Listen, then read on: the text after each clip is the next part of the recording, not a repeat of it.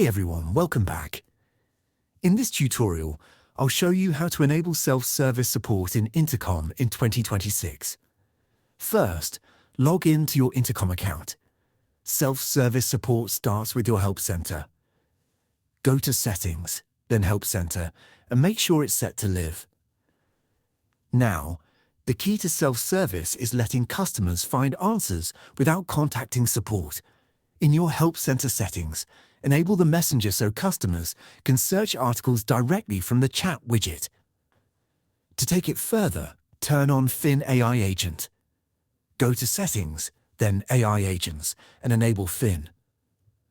This allows customers to get instant answers 24/7 using your Help Center articles. Fin can resolve up to 50% of customer questions automatically.